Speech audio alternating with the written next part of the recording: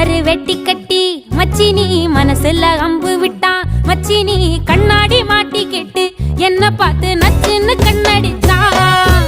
சுந்தமா புத்தி இல்ல மச்சானே, சொல்றதும் கேட்பதில்ல மச்சானே. பக்கத்து வீட்டில் எல்லாம் பக்கா வச்சு மொத்தமா செஞ்சு புட்டா. வாழ்க்கைய கெடுத்துட்டங்க மச்சானே, வந்தது அழுதிடுவா மச்சானே.